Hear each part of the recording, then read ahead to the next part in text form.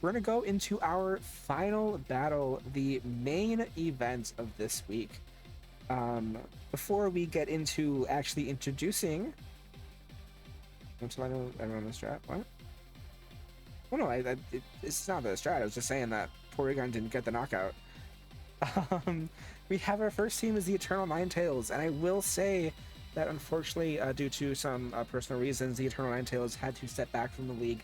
So this is going to be their final battle, which is kind of cool. That not cool, but fitting that they get their main events as their final battle. The Eternal Ninetales has been replaced by. I can here. Hold on. You know, we'll show it after. So we're gonna go to the main event. Eternal Ninetales is played by Will, playing for the American Civil Liberties Union.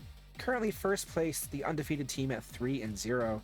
The mega of this team being the Mega Aerodactyl at 4-0. For OU, we have the Ursaluna at 3-1 and the Clefable at 1-0. For the UU Pokemon, we have the Infernape at 4-1 and the Sinistcha at 2-0.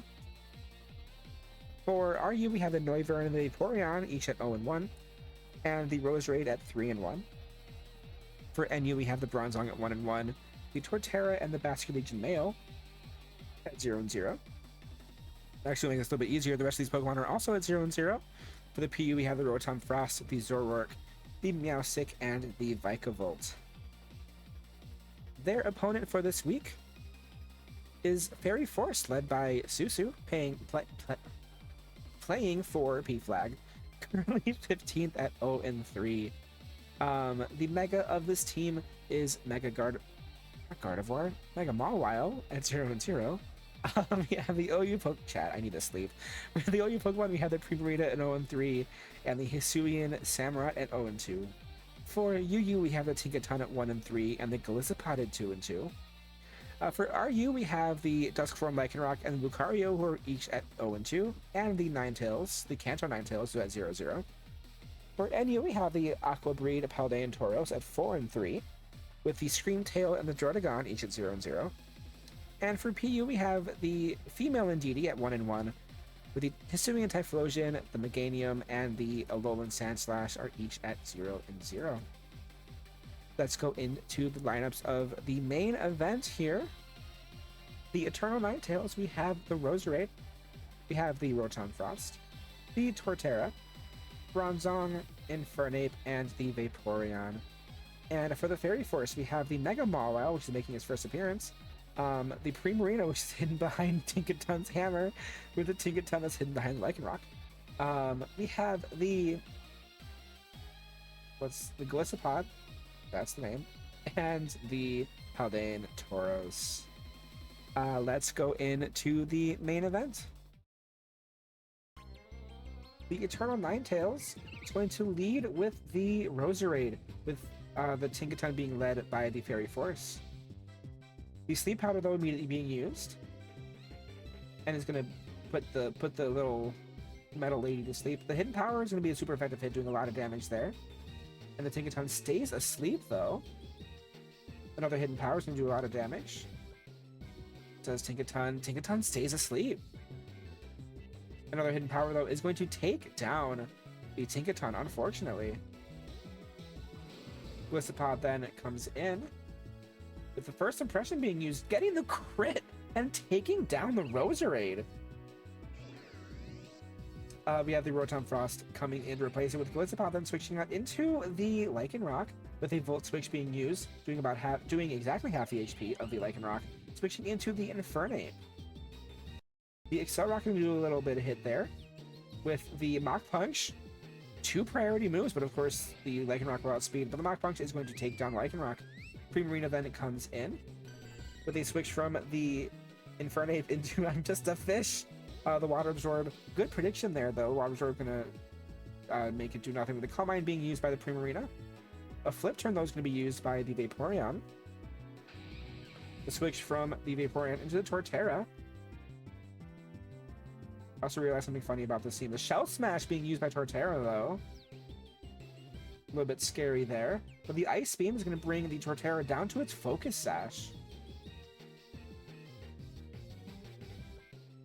The Earthquake is going to take down the Primarina. Torterra, that's very true. The Intimidate, or no, the Mawile comes in to intimidate the Torterra with the Mega Evolution coming through. And the Sucker Punch, though, is going to fail with another Shell Smash being used by Torterra. The Protect is going to be used by Torterra, though, protecting it from another Sucker Punch. And the Sucker Punch is going to connect this time. For Torterra being taken down. Infernape comes in. The swap from the Mawile into the Paldean Tauros to get the Intimidate off. The Earthquake is going to do a little bit of chip damage down into there. The Infernape swapping into the Vaporeon with another predicted move. The Wave Crash being absorbed. The Zen Headbutt is going to outspeed and hit the Vaporeon for a little bit of damage. With a Scald then being used on the resistant hit, but does it get the burn? It does get the burn.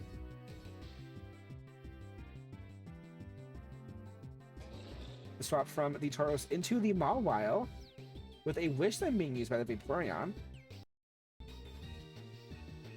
The Swords Dance is being used by the Mawile here with a Flip Turn then used by Vaporeon. Vaporeon is going to switch out into the Rotom Frost. The Will-O-Wisp is going to burn the Mawile though, but the Play Rough is going to miss the Rotom. Kind of unfortunate miss there. The Thunderbolt doing a little bit of damage here to the Mawile. The Play Rough is going to hit and take down the Rotom.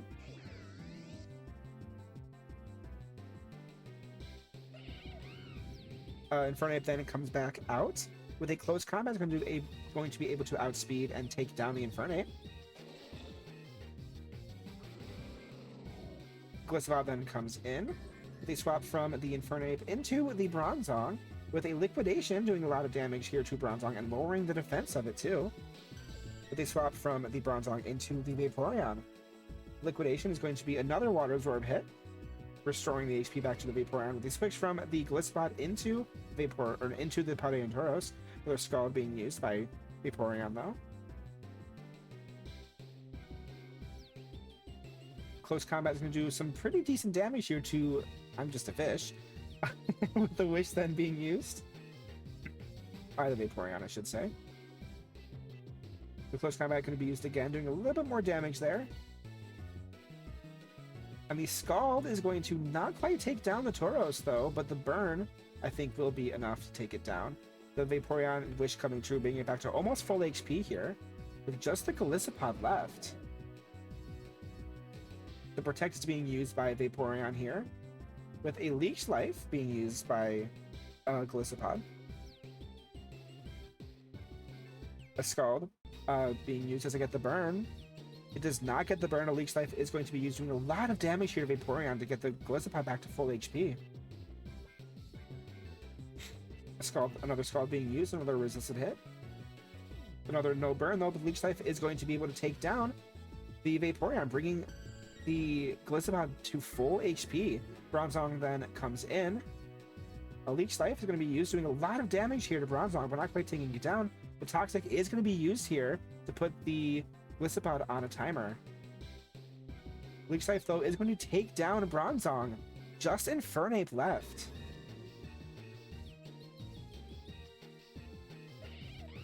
Infernape comes in here, and the Gunk Shot is going to do some pretty good damage here. The Leech Life is a resistant hit, doing a little bit of recovery damage.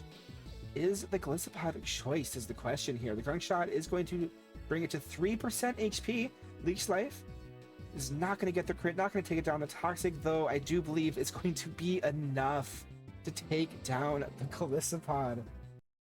What a good heckin' battle. Good game, very close.